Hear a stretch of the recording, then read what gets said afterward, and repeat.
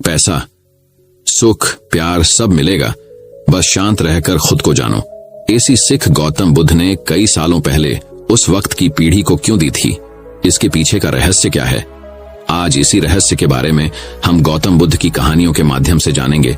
तो बिना देर किए चलिए उन कहानियों की शुरुआत करते हैं। दोस्तों, बहुत समय पहले की बात है। एक राज्य में एक बड़ा ही खूंखार डाकू का भय व्याप्त था। उस डक्कू का नाम रत्नाकर था। वह अपने साथियों के साथ जंगल से गुजरता हुआ राहगीरों को लूटता और विरोध करने पर उनकी हत्या भी कर देता। एक बार महात्मा बुद्ध भी उन्हीं जंगलों से जा रहे होते थे। जब वे घने बीहड़ों में पहुंचे तभी उन्हें कुछ लोग विपरीत दिशा में भागते हुए दिखे। महात्मा बुद्ध ने उनसे ऐसा करने का कारण पूछा तो सभी ने मार्ग में रत्नाकर के होने की बात बताई, पर इसके बावजूद महात्मा बुद्ध आगे बढ़ने लगे। क्या आपको भय नहीं लगता? भाग रहे लोगों ने उन्हें ऐसा करते देख पूछा। नहीं, मैं मानता ही नहीं कि मेरे अलावा यहाँ कोई और है, और भय तो हमेशा किसी और के होने से लगता है, स्वयं से नहीं। बुद्ध ने ऐसा कहते हुए अपने कदम आगे बढ़ा दिए। कुछ ही दूर जाने पर डाकू रत्नाकर अपने साथियों के साथ उनके समक्ष आ पहुंचा। रत्नाकर बोला, बुद्ध, मैं रत्नाकर हूं। डाकू रत्नाकर। बुद्ध मुस्कुराते हुए बोले, मैं बुद्ध हूं, तथागत बुद्ध तुम्हारा अतिथि, और मैं निर्भय हूं। क्या तुम निर्भय हो? रत्नाकर बोला, हाँ, मैं निर्भय हूं। ना मुझे प्राणों का भय है, ना असफलता का, ना कल का, ना कलंक का। बुद्ध बोले, तो तुम यहां इन घने जंगलों में छिपकर क्यों रहते हो? क्या राजा से डरते हो? रत्नाकर बोला, नहीं। बुद्ध बोले, क्या प्रजा से डरते हो? रत्नाकर बोला, नहीं। बुद्ध, क्या पाप से डरते हो? रत्नाकर, नहीं। बुद्ध, तो यहां छिपकर क्यों रहते हो?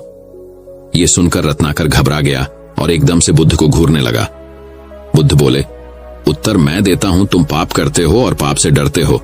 रत्नाकर हंसते हुए बोला, बुद्ध, तुम अपनी इन बातों से मुझे भ्रमित नहीं कर सकते। ना मैं पाप से डरता हूं, ना पुण्य से, ना देवताओं से, ना दानवों से, ना राजा से, ना राज्य से, ना दंड से, ना विधान से। मैंने राज्य के साथ द्रोह किया है, मैंने समाज के साथ द्रोह किया है, इसलिए मैं यहां इन बीहड़ों में रहता हूं। ये प्रतिशोध है मेरा। बुद्ध बोले, क्या था वो पाप जिससे तुम डरते हो? रत्नाकर बोला, मुझे इतना मत उकसाओ कि मैं तुम्हारी हत्या कर दूं। बुद्ध, इतना तो मैं जान ही चुका हूं कि पाप और पुण्य की परिभाषा हमेशा ताकतवर तय करते हैं और उसे कमजोरों पर थोपते हैं। मैंने साम्राज्यों का विस्तार देखा है, हत्या से, बल से, छल से। मैंने वाणिज्य का विस्तार देखो है, कपट से, अनीति से, अधर्म से। वो पाप नहीं था।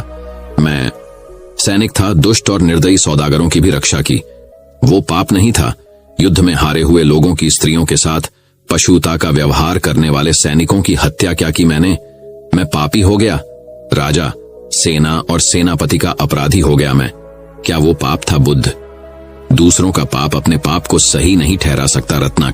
रत्नाकर चीखते हुए बोला, मैं पापी नहीं हूं। बुद्ध, कौन निर्णय करेगा? वो जो इस यात्रा में तुम्हारे साथ नहीं है। क्या तुम्हारी पत्नी, तुम्हारा पुत्र इस पाप में तुम्हारे साथ हैं? रत्नाकर, हाँ, वो क्यों साथ नहीं होंगे? मैं जो ये सब करता हूं उनके सुख के लिए ही तो करता हूं। तो जो तुम्हारे साथ हैं उन्हीं को निर्णायक बनाते हैं। जाओ अपनी पत्नी से, अपने पुत्र से, अपने पिता से, अपने निकट संबंधियों से पूछ कर आओ, जो तुम कर रहे हो क्या वो पाप नहीं है? और क्या वे सब इस पाप में तुम्हारे साथ हैं, इस पाप के भागीदार हैं?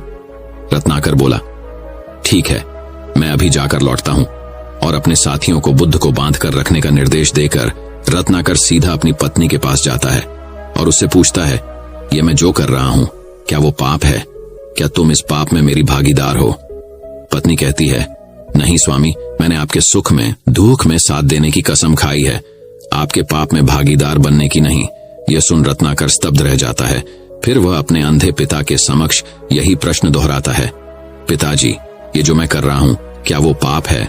क्या आप इस पाप में मेरी भागीदार हैं? पिताजी बोलते हैं, नहीं पुत्र, ये तो तेरी कमाई है, इसे मैं कैसे बांट सकता हूं? यह सुनते ही मानो रत्नाकर पर बिजली टूट पड़ती है। वह बेहद दुखी हो जाता है और धीरे धीरे चलते हुए वापस बुद्ध के पास पहुंच जाता है। रत्नाकर बुद्ध के चरणों में गिरते हुए, क्षमा तथागत क्षमा, अब तो मैं भी अकेला ही हूं। बुद्ध, नहीं रत्नाकर, तुम ही अपने मित्र और तुम ही अपने शत्रु हो। तुम्हारे पुराने संसार की रचना भी तुम ही ने की थी, तुम्हारे नए संसार की रचना भी तुम ही करोगे। इसलिए उठो और अपने पुरुषार्थ से अपना भविष्य लिखो। मित्रों, इस घटना के पश्चात डाकू रत्नाकर का जीवन पूरी तरह बदल गया। उसने पाप के मार्ग को त्याग पुण्य के मार्ग को अपनाया और आगे चलकर यही डाकू शांति और प्यार का पाठ लोगों को पढ़ाने लगा। उपनिषदों से ली गई यह कथा बताती है कि मनुष्य असीम संभावनाओं का स्वामी है। जहां एक तरफ वह अपने पुरुषार्थ से राजा बन सकता है, तो वहीं अपने आलस्य से रंक भी। वह अपने अविवेक से अपना नाश कर सकता है, तो अपने विवेक से अपना निर्वाह विवेक भी। यानी हम सब अपने आप में महाशक्तिशाली हैं, पर हम में से ज्यादातर लोग पूरे जीवन काल में अपनी असीम शक्तियों का एक छोटा सा हिस्सा भी प्रयोग नहीं कर पाते। दोस्तों, क्यों ना हम भी डाकू रत्नाकर की तरह सामान्यता को त्याग कर उत्कृष्टता की ओर बढ़ चले। तो दोस्तों, चलिए शुरू करते हैं गौतम बुद्ध की दूसरी कहानी, सेहत का रहस्य। बहुत समय पहले की बात है। एक गांव में शंकर नाम का एक वृद्ध व्यक्ति रहता था। उसकी उम्र 80 साल से भी ऊपर थी, पर वो 40 साल के व्यक्ति से भी स्वस्थ लगता था। लोग बार बार उससे उसकी सेहत का रहस्य जानना चाहते, पर वो कभी कुछ नहीं बोलता था। एक दिन राजा को भी उसके बारे में पता चला और वो भी उसकी सेहत का रहस्य जानने के लिए उत्सुक हो गए। राजा ने अपने गुप्तचरों से शंकर पर नजर रखने को कहा। गुप्तचर भेष बदलकर उस पर नजर रखने लगे। अगले दिन उन्होंने देखा कि शंकर भोर में उठकर कहीं जा रहा है। वे भी उसके पीछे लग गए। शंकर तेजी से चलता चला जा रहा था। मीलों चलने के बाद वो एक पहाड़ी पर चढ़ने लगा और अचानक ही गुप्तचरों की नजरों से गायब हो गया। गुप्तचर वहीं रुक उसका इंतजार करने लगे। कुछ देर बाद वो लौटा। उसने मुट्ठी में कुछ छोटे छोटे फल पकड़ रखे थे और उन्हें खाता हुआ चला जा रहा था। गुप्तचरों ने अंदाजा लगाया कि हो न हो शंकर इन्हीं रहस्यमयी फलों को खाकर इतना स्वस्थ है। अगले दिन दरबार में उन्होंने राजा को सारा किस्सा कह सुनाया। राजा ने उस पहाड़ी पर जाकर उन फलों का पता लगाने का आदेश दिया, पर बहुत खोजबीन करने के बाद भी कोई ऐसा असाधारण फल वहां नहीं दिखा। अंततः थक हार कर राजा शंकर को दरबार में हाजिर करने का हुक्म दिया। राजा ने कहा, शंकर, इस उम्र में भी तुम्हारी इतनी अच्छी सेहत देखकर हम प्रसन्न हैं। बताओ, तुम्हारी सेहत का रहस्य क्या है? शंकर कुछ देर सोचता रहा और फिर बोला, महाराज, मैं रोज पहाड़ी पर जाकर एक रहस्यमयी फल खाता हूँ। वही मेरी सेहत का रहस्य है। ठीक है, चलो हमें भी वहां ले चलो और दिखाओ वो कौन सा फल है। सभी लोग पहाड़ी की ओर चल दिए। वहां पहुंचकर शंकर उन्हें एक बेर के पेड़ के पास ले गया और उसके फलों को दिखाते हुए बोला, हुजूर, यही वो फल है जिसे मैं रोज खाता हूं। राजा क्रोधित होते हुए बोले, तुम हमें मूर्ख समझते हो। फल हर रोज हजारों लोग खाते हैं, पर सभी तुम्हारी तरह सेहतमंद क्यों नहीं है? राजा क्रोधित होते हुए बोले, तुम हमें मूर्ख समझते हो। यह फल हर रोज हजारों लोग खाते हैं, पर सभी तुम्हारी तरह सेहतमंद क्यों नहीं है? शंकर विनम्रता से बोला, महाराज, हर रोज हजारों लोग जो फल खाते हैं वो बेर का फल होता है, पर मैं जो फल खाता हूं वो सिर्फ बेर का फल नहीं होता, वो मेरी मेहनत का फल होता है। इसे खाने के लिए मैं रोज सुबह 10 मील पैदल चलता हूं, जिससे मेरे शरीर की अच्छी वर्जिश हो जाती है और सुबह की स्वच्छ हवा मेरे लिए जड़ी बूटियों का काम करती है। बस यही मेरी सेहत का रहस्य है। राजा शंकर की बात समझ चुके थे। उन्होंने शंकर को स्वर्ण मुद्राएं देते हुए सम्मानित किया और अपनी प्रजा को भी शारीरिक श्रम करने की नसीहत दी। दोस्तों, इस कहानी से हमें यह सीख मिलती है कि हर समय हमें अपनी सेहत का ध्यान रखना चाहिए, क्योंकि सेहत ही हमारी जमा पूंजी, जिसकी वजह से हम काम करते हैं। अगर सेहत खराब हो गई तो नहीं हम किसी काम को कर पाएंगे और ना ही कभी जीवन में खुश रह पाएंगे। इसलिए व्यक्ति की सेहत ही उसका आने वाला समय कितना अच्छा होगा या बुरा होगा, यह बताती है। व्यायाम करो और स्वस्थ रहो। तो दोस्तों, चलिए शुरू करते हैं गौतम बुद्ध की तीसरी कहानी, बुद्ध की सहनशीलता। गौतम बुद्ध सत्य, अहिंसा और सहिष्णुता की प्रतिमूर्ति थे। इन्हीं सद्गुणों का उपदेश वे घूम घूम कर देते और लोगों से इन्हें अपनाने का आग्रह करते। एक दिन वे किसी गांव में पहुंचे। वहां कुछ ऐसे अज्ञानी लोग थे जो बुद्ध के विरोधी थे। वे बुद्ध को अपशब्द कहने लगे। यह देखकर बुद्ध के शिष्यों को बहुत बुरा लगा। उन्होंने बुद्ध से इसका विरोध करने का आग्रह किया, तो बुद्ध ने उन्हें समझाया कि ये लोग तो अपशब्द ही कह रहे हैं। यदि ये पत्थर भी मार रहे होते तो भी मैं कहता कि मारने दो। मैं जानता हूं कि ये कुछ कहना चाहते हैं, लेकिन क्रोध के कारण कह नहीं पा रहे। 10 साल पूर्व यदि यही लोग मुझे गाली देते तो मैं भी इन्हें गाली देता, किंतु अब तो लेन देन से मुक्ति मिल गई है। क्रोध से अपशब्द निकलते हैं। यहां तो क्रोध भवन कब का ढह चुका है। बुद्ध के विचार सुनकर अपशब्द कहने वाले हैरान रह गए। बुद्ध ने आगे अपने शिष्यों से कहा, इन लोगों को बताओ कि पिछले गांव में क्या हुआ था। शिष्यों ने बताया, वहां के लोग फल व मिठाइयां लेकर आए थे और आपने यह कहकर वे चीजें लौटा दी कि अब लेने वाला विदा हो चुका है। 10 साल पहले आते तो मैं ये सभी उपहार ले लेता। बुद्ध बोले, उन लोगों ने मिठाइयां गांव में बांट दी, लेकिन आप ये अपशब्द गांव में न बांटे। आप मुझे क्रोध नहीं दिला सकते।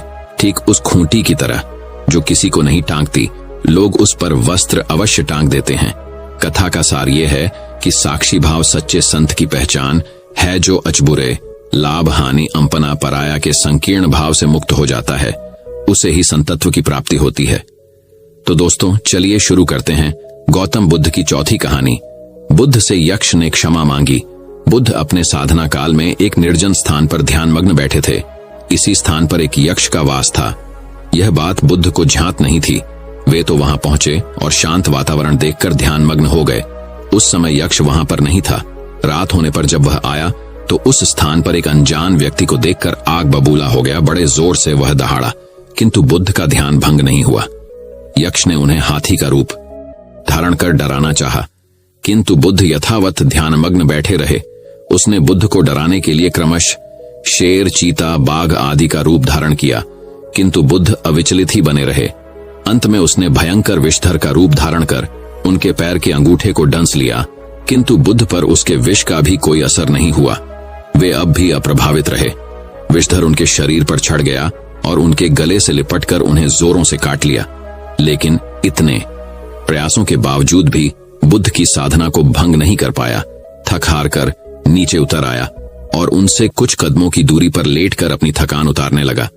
ध्यान पूर्ण होने पर बुद्ध ने उसकी तरफ देखा और उसे बहुत स्नेह से दुलारा। उनका निश्चल प्रेम देखकर सर्प का विष अमृत बन गया और यक्ष ने श्रद्धापूर्वक बुद्ध को नमन किया। कहानी का सार यह है कि मन की कलुषता पर एकाग्रता, स्नेह और संभव से ही विजय प्राप्त की जा सकती है। तो दोस्तों चलिए शुरू करते हैं गौतम बुद्ध की 5वीं कहानी। बुद्ध ने संयम सिखाया। बुद्ध के पास उनका एक शिष्य आया और बौखलाए स्वर में बोला, जमींदार राम सिंह ने मेरा अपमान किया है। आप सभी चलें, उसे सबक सिखाना होगा। बुद्ध बोले, प्रियवर, सच्चे बौद्ध का अपमान करने की शक्ति किसी में नहीं होती। तुम इस बात को भुला दो। जब प्रसंग भुला दोगे तो अपमान कहां बचा रहेगा। शिष्य ने कहा, उसने आपके प्रति भी अपशब्दों का प्रयोग किया था। आप चलिए तो सही। आपको देखते ही वह शर्मिंदा हो जाएगा और क्षमा मांग लेगा। इससे मैं संतुष्ट हो जाऊंगा। बुद्ध कुछ विचार कर बोले, अच्छा, यदि ऐसी बात है तो मैं अवश्य ही राम जी के पास चलकर उसे समझाने का प्रयास करूंगा। शिष्य ने आतुर होकर कहा, चलिए। नहीं तो रात हो जाएगी। बुद्ध ने कहा, रात आएगी तो क्या, रात के पश्चात दिन भी तो आएगा। यदि तुम वहां चलना आवश्यक ही समझते हो तो मुझे कल याद दिलाना। कल चलेंगे। दूसरे दिन बात आई, गई हो गई। शिष्य अपने काम में लग गया और बुद्ध अपनी साधना में लीन हो गए। दोपहर होने पर बुद्ध ने शिष्य से पूछा, आज राम जी के पास चलना है? शिष्य ने कहा, नहीं। मैंने जब घटना पर फिर से विचार किया तो मुझे इस बात का आभास हुआ कि भूल मेरी ही थी। अब राम जी के पास चलने की कोई जरूरत नहीं है। बुद्ध ने मुस्कुराकर कहा, अगर हम तुरंत प्रतिक्रिया देने से बचें तो हमारे भीतर की कटुता समाप्त हो जाती है। शिष्य बुद्ध का आशय समझ उनके प्रति नतमस्तक हो गया। तो दोस्तों चलिए शुरू करते हैं गौतम बुद्ध की 6ठी कहानी, खुद की पहचान करो। तथागत यह भी कहते थे कि सबसे पहले व्यक्ति को खुद की पहचान करनी चाहिए। दूसरों की बजाय व्यक्ति खुद के बारे में ज्यादा जानता है। उनका मत था कि बुराई से घृणा करो, बुरे व्यक्ति से नहीं। एक बार की बात है, किसी गांव के पास बहती नदी के किनारे बुद्ध बैठे थे। किनारे पर पत्थरों की भरमार थी, पर छोटी सी वह नदी अपनी तरल धारा के कारण आगे बढ़ती ही जा रही थी। बुद्ध ने विचार किया कि यह छोटी सी नदी अपनी तरलता के कारण कितनों की प्यास बुझाती है, लेकिन भारी भरकम पत्थर एक ही स्थान पर पड़े रहते हैं और दूसरों के मार्ग में बाधक बनते रहते हैं। इस घटना की सीख यह है कि दूसरों के रास्ते में रोड़े अटकाने वाले खुद कभी आगे नहीं बढ़ पाते, परंतु जो दूसरों को सद्भाव और स्नेह देता है वह स्वयं भी आगे बढ़ जाता है। बुद्ध ऐसे ही विचारों में मगन थे कि तभी उन्होंने ग्रामीणों की एक भीड़ को अपनी ओर आते देखा। बड़ा शोर था और लोग किसी युवती के प्रति अपशब्द बोल रहे थे।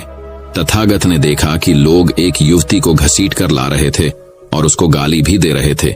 भीड़ के नजदीक आने पर बुद्ध ने लोगों से युवती को पीटने और अपशब्द कहने का कारण पूछा। लोगों ने कहा कि यह स्त्री व्यभिचारी है और हमारे समाज का नियम है कि यदि व्यभिचारी स्त्री पकड़ी जाए तो उसे पत्थरों से कुचलकर मार डालना चाहिए। तथागत ने युवती की ओर देखा और कहा, जो तुम चाहते हो वही कर, पर मेरी एक शर्त है कि पत्थर मारने का अधिकारी वही है जिसने कभी व्यभिचार न किया हो और न ही उसके मन में ऐसे विचार कभी आए हों। इतना कहकर तथागत शांत हो गए। चारों ओर मौन था। कुछ समय बाद लोगों की भीड़ मन में पश्चाताप का भाव लिए हुए वहां से विदा हो गई। इस घटना से यही सत्य उभरता है कि हम खुद अपने प्रति न्याय कर सकते हैं, दूसरों के प्रति नहीं, क्योंकि हमारी जानकारी दूसरों के विषय में अधूरी होती है। यदि हम किसी के प्रति न्याय करना चाहते हैं तो उसे ऐसा प्यार और स्नेह मिलना चाहिए कि खुद ही अपने दोषों को स्वीकार कर ले और उन्हें पुनः न दोहराने का व्रत ले। फटेहाल व्यक्ति को सुखी बताया। एक बार भगवान बुद्ध अपने शिष्यों के साथ पाटलिपुत्र पहुंचे। सभी लोग एक विहार में रुके। भोजन के बाद बुद्ध ने आनंद से अगले दिन से प्रवचन आरंभ करने को कहा। अगले दिन बुद्ध का प्रवचन सुनने बड़ी संख्या में लोग उपस्थित थे। बुद्ध प्रवचन देने के बाद लोगों से मिलते, उनकी समस्याएं सुनते और नेक सलाह देते। एक दिन प्रवचन के समय बुद्ध के शिष्य आनंद ने उनसे पूछा, फंते, आपके सामने हजारों लोग बैठे हैं, बताइए कि इनमें सबसे सुखी कौन है? बुद्ध ने एक विहंगम दृष्टि भीड़ पर डालते हुए कहा, वह देखो, सबसे पीछे एक दुबला पतला फटे वस्त्र पहने जो आदमी बैठा है, वह सर्वाधिक सुखी है। आनंद सहमत नहीं हुआ। वह बोला, यह कैसे संभव है? वह तो बहुत दयनीय जान पड़ता है। बुद्ध ने अपनी बात सिद्ध करने के लिए बारी बारी से सामने बैठे लोगों से पूछा, तुम्हें क्या चाहिए? किसी ने संतान मांगी तो किसी ने मकान, कोई रोग मुक्ति चाहता था तो कोई अपने शत्रु पर विजय। ऐसा एक भी व्यक्ति नहीं था जिसे कोई इच्छा न हो। अंत में बुद्ध ने उस फटेहाल आदमी को बुलाकर पूछा, वह तो बहुत दयनीय जान पड़ता है। बुद्ध ने अपनी बात सिद्ध करने के लिए बारी बारी से सामने बैठे लोगों से पूछा, तुम्हें क्या चाहिए? किसी ने संतान मांगी तो किसी ने मकान, कोई रोग मुक्ति चाहता था तो कोई अपने शत्रु पर विजय। ऐसा एक भी व्यक्ति नहीं था जिसे कोई इच्छा न हो। अंत में बुद्ध ने उस फटेहाल आदमी को बुलाकर पूछा, तुम्हें क्या चाहिए? उसने हाथ जोड़कर जवाब दिया, कुछ नहीं। यदि ईश्वर को मुझे कुछ देना ही है तो बस इतना कर दें कि मेरे अंदर कभी कोई चाह पैदा न हो। मैं ऐसे ही स्वयं को सबसे बड़ा सुखी मानता हूं। उसकी बात सुनकर आनंद से बुद्ध ने कहा, आनंद, जहां चाह है वहां सुख नहीं हो सकता। आनंद ने बुद्ध की इस शिक्षा को सदा के लिए गांठ बांध लिया। सार यह है कि लालसा से लोभ बढ़ता है, जो असंतोष का जनक होता है। यदि सही अर्थों में सुख पाना है तो किसी लालसा की बजाय उपलब्ध स्थितियों में संतुष्ट रहना चाहिए। दोस्तों, ये कहानी थोड़ी सी अलग है। इसमें आपको सीखने मिलेगा कि खाने को कितना खाना चाहिए और कौन से प्रकार का अन्न हमारे शरीर को बहुत ही अच्छा और लाभदायक होता है। तो चलिए कहानी की शुरुआत करते हैं। एक बार की बात है, एक गुरु जो आयुर्वेद के सबसे बड़े झांता थे, उनके पास एक युवक आता है और कहता है कि गुरुवार, मैंने आपके बारे में बहुत सुना है, कृपया कर आप मेरी समस्याओं का समाधान निकालें। ये सुन गुरुजी मुस्कुराने लगते हैं और कहते हैं कि बेटा बताओ, क्या समस्या है तुम्हारी? अब युवक कहता है कि गुरुवर, मैं हमेशा थका थका महसूस करता हूँ। मुझे हमेशा ऐसा लगता है मानो मेरे शरीर में ऊर्जा है ही नहीं। अभी मैं बस 25 साल का हुआ हूँ और मेरे चेहरे पर अभी से ही झुर्रियां पड़ने लगी हैं। मेरा दिमाग किसी भी कार्य में लगता ही नहीं। मैं दिन भर हमेशा आलस्य से भरा रहता हूँ। आधे से ज्यादा समय मैं बीमार रहता हूँ। मेरे शरीर में बहुत सारी बीमारियों ने घर बना लिया है। इसलिए आप मुझे कुछ ऐसा उपाय बताइए जिससे मेरे ज्यादा पैसे भी खर्च ना हो और मैं ऊर्जा से भरपूर रहा हूँ। मुझे कभी कोई बीमारी पकड़ तक ना पाए, मेरा शरीर शक्तिशाली बन जाए और दिमाग अच्छे से कार्य करें। युवक की पूरी बात सुनने के बाद गुरुदेव कहते हैं कि बेटा, आज मैं तुम्हें ऐसी 5 चीजें बताऊंगा जो आसानी से तुम्हें तुम्हारे घर पर ही उपलब्ध हो जाएगी।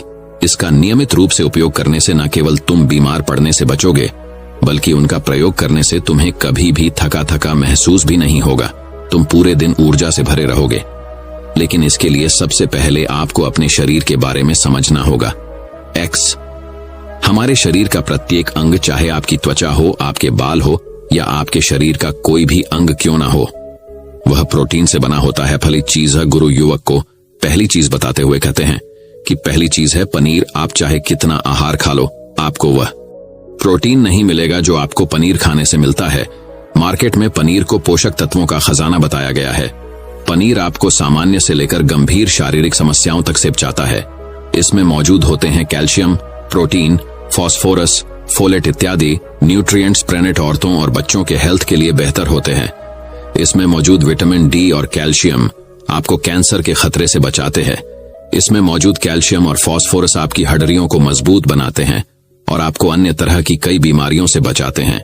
इसमें पाया जाने वाला सेलेनियम नामक एंटीऑक्सीडेंट लंबे समय तक आपको जवान रखता है, स्वस्थ रखता है, जिससे आप जल्दी से वृद्ध दिखाई नहीं देते। पनीर में मौजूद प्रोटीन शरीर को सिर्फ न केवल ऊर्जा देता है बल्कि मांसपेशियों के लिए भी बहुत महत्वपूर्ण होता है। ये आपकी मांसपेशियों को मजबूत बनाता है। साथ ही प्रोटीन वजन को संतुलित रखने में भी सहायक होता है। इसलिए आपको लगभग 100 ग्राम पनीर का सेवन जरूर करना चाहिए, लगभग 100 गुना, और पनीर से आपको 20 ग्राम प्रोटीन मिल जाता है। साथ ही साथ आप पनीर का प्रयोग कच्चा भी कर सकते हैं या गाय के घी में पकाकर भी इसका इस्तेमाल कर सकते हैं, या फिर इसे सब्जी में डालकर भी प्रयोग कर सकते हैं। यह आपके लिए बहुत उपयोगी होगा। फिर गुरु शिष्य को कहते हैं कि बेटा, आप घर पर भी पनीर को बना सकते हैं। आप 2 किलो दूध में कई सारा पनीर बना सकते हैं। पनीर बनाना बहुत ही आसान है। इसके लिए आपको बत में थोड़ा सा दूध लेना है, इसे थोड़ा सा गर्म कर लेना है, फिर इसमें नींबू की कुछ बूंदें डाल दीजिए। थोड़ी देर बाद हल्की आंच पर इसे पकाना है।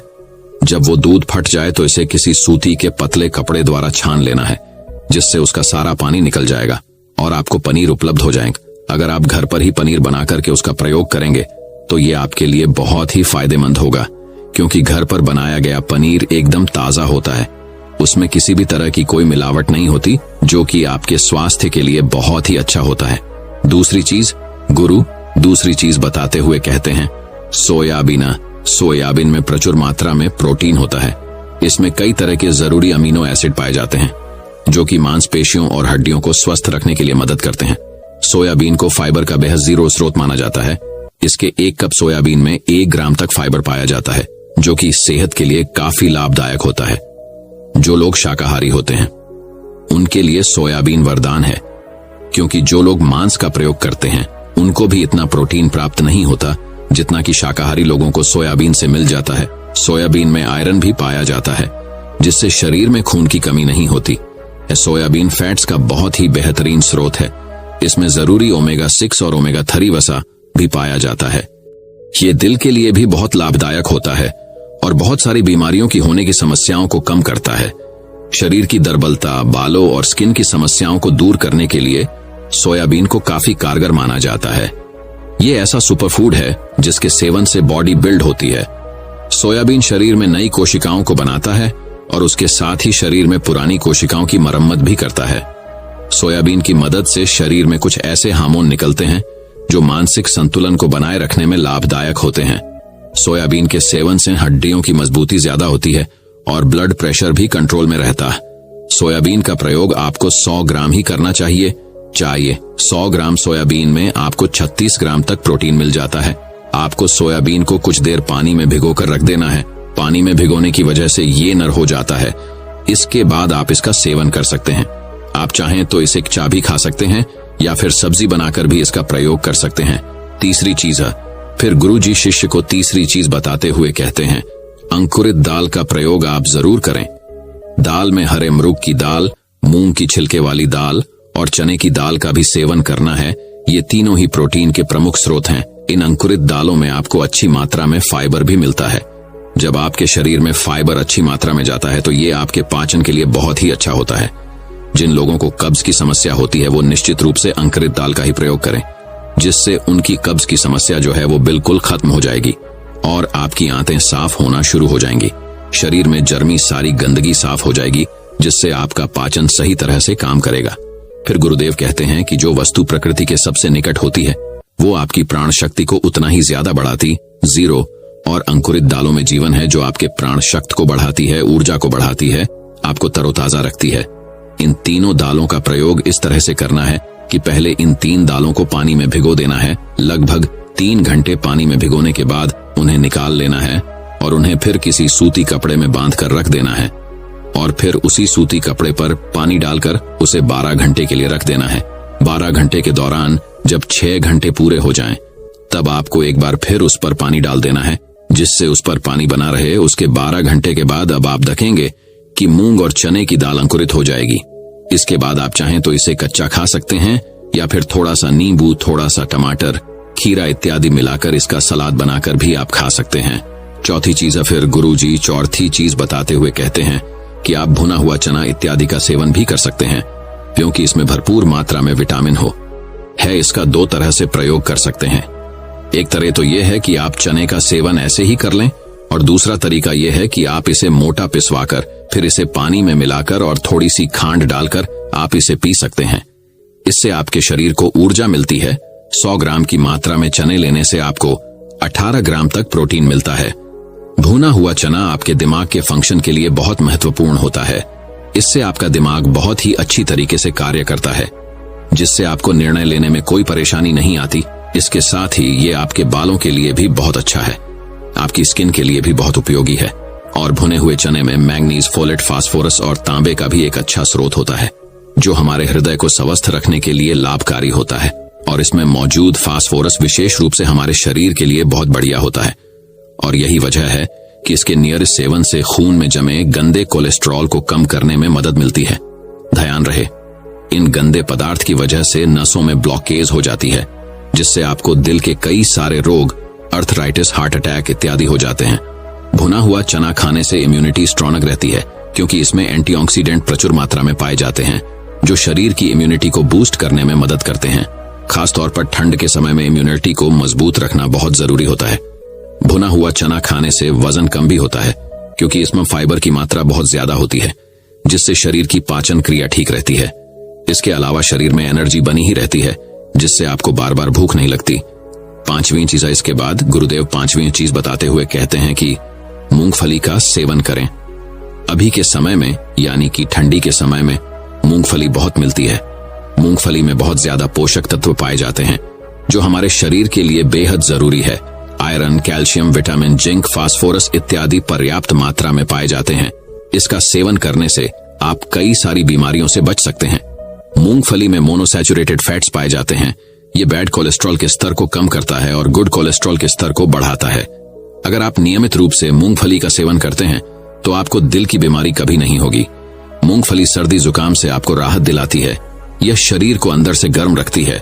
इसके रोजाना सेवन से फेफड़ों को मजबूती मिलती है। इस मौसम में यदि हम सर्दियों, खांसी, जुकाम से बचना चाहते हैं तो हमें नियमित रूप से इसका सेवन करना चाहिए। इससे वजन कम करने में सहायता मिलती है। मूंगफली में मैग्नीज, कैल्शियम, कार्बोहाइड्रेट प्रचुर मात्रा में पाए जाते हैं। इसके सेवन से ब्लड शुगर का स्तर कंट्रोल में रहता है। अगर आपको डायबिटीज की समस्या है तो मूंगफली का सेवन आपको जरूर करना चाहिए। मूंगफली से कई तरह के कैंसर से बचा जा सकता है। मूंगफल में मौजूद फैटी एसिड त्वचा रोगों से बचाने में भी फायदा करते हैं। इसमें फाइबर भी होता है, जो शरीर के विषाक्त पदार्थों को बाहर निकालने में सहायक होता है, जिससे आपकी त्वचा हेल्दी बनी रहती है। आपको नियमित रूप से एक मुट्ठी मूंगफली का ही प्रयोग करना है। ज्यादा मात्रा में आपको इसका प्रयोग नहीं करना है। फिर गुरुजी उस युवक से कहते हैं कि बेटा, मेरे बताए गए नियमों का यदि आप नियमित रूप से प्रयोग करेंगे, सेवन करेंगे, देखना तुम्हारी सारी बीमारियां दूर हो जाएंगी। तुम बहुत अच्छा अनुभव करोगे।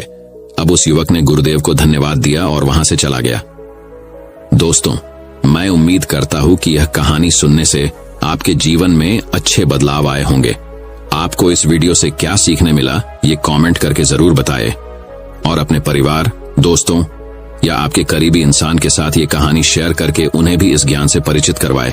बाकी अगर आपको ये वीडियो दिल से अच्छी लगी हो तभी इस वीडियो को लाइक कर देना, और आपने अब तक इस चैनल को सब्सक्राइब न किया हो तो चैनल को सब्सक्राइब भी जरूर कर देना। आपका हर दिन शुभ हो और खुशियों से आपका जीवन भरा रहे। धन्यवाद। नमो बुद्धाय।